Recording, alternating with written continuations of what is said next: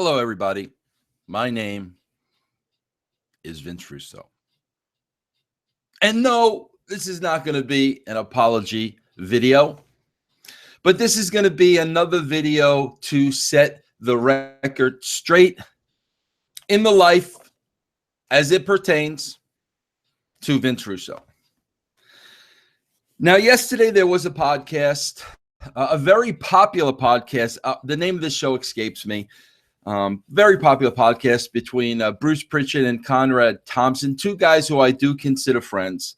A very successful podcast, and they did a show yesterday, a 3-hour show, all about the life and times, trials and tribulations of one Vince Russo. And in that show, they used my book, Forgiven, to point out certain things that I said to more or less make my book, Forgiven, look like a pack of lies. Now, let me first say, I started working on Forgiven probably sometime around 2001, the very beginning of 2001. I had left the WWE in October of 1999. So literally, I was a little bit, maybe a little over a year removed from working at WWE before I wrote my book. So everything that I wrote about was very vivid in my mind. This isn't me telling a story 20 years ago. This is from a book that I wrote less than 2 years after I was no longer with the WWE. So the memories in this book are very vivid. I want to say this first and foremost. I stand behind every single word I said in my book, Forgiven, as absolute truth. Anybody wants to talk to me about my book face to face, no problem. This book is my gospel. But there's something very important that Conrad and Bruce forgot to tell you as they critiqued my book yesterday. And what they forgot to tell you was, I wrote my book, Forgiven, in its entirety. And the very first draft of the book was filled with a lot of bitterness and a lot of hatred, a lot of emotions that I was feeling at the time. And the first draft was a very, very, very nasty book. When I put the book to bed, something happened, and it's the way I open up the book. And as a matter of fact, I want to give you the same date. I think I opened up the book sometime in 2003. The book was finished and complete, and it was at that time that I had a reawakening, and it was at that time that Jesus Christ came into my life. And he completely changed my life, and he changed everything about me. So now I went back and I read the book, I read the transcript, and I didn't feel the same way anymore. All the hatred and all the bitterness was lifted from me. But I wanted to use the book to demonstrate to people the person I was before Jesus came into my life and the person I was now after. So I wanted to use my original words to show who Vince Russo was before he became a Christian, and then as a Christian, reflect back on those words. So there is a chapter in the book that I wrote before I was saved, and it's called Oklahoma. And it was all about JR. Now, again, I'm not saying any of the stuff prior to being saved were lies. They weren't lies. This entire book is truthful. I stand behind every single word, everything. Things that were my idea, things that weren't my idea, everything.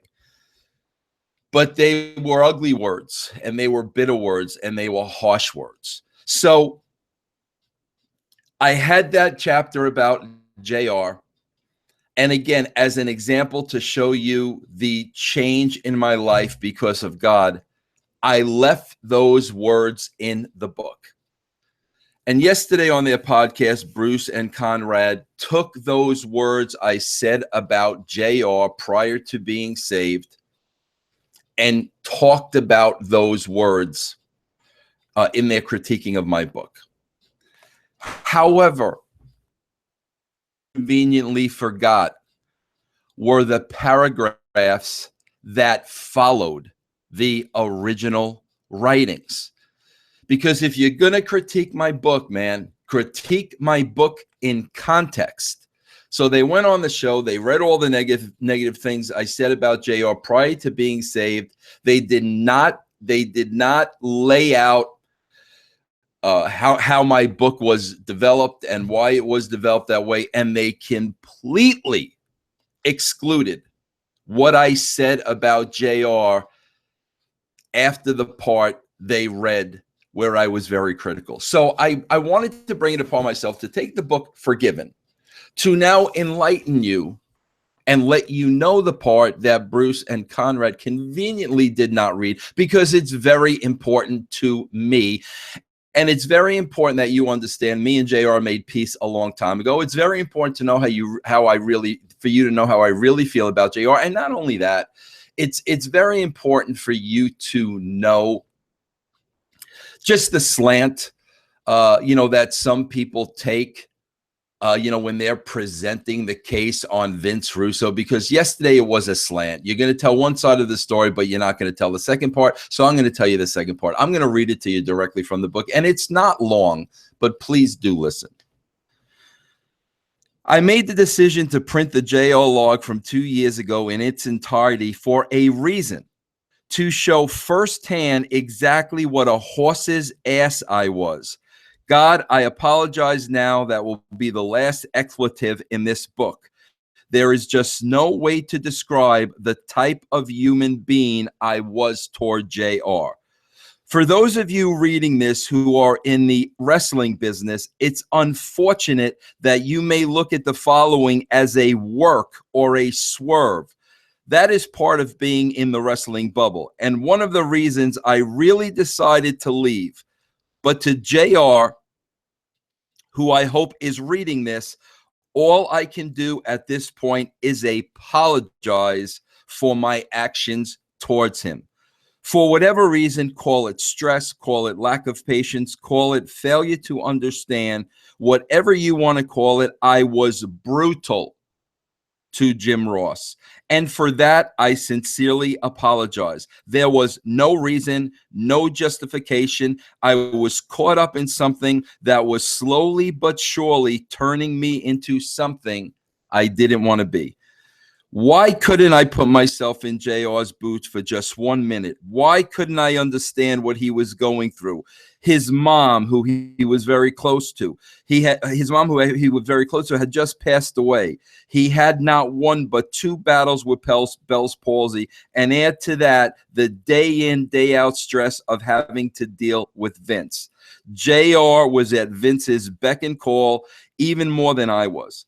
I'll tell you why I didn't show him compassion, because at the time it was all about me.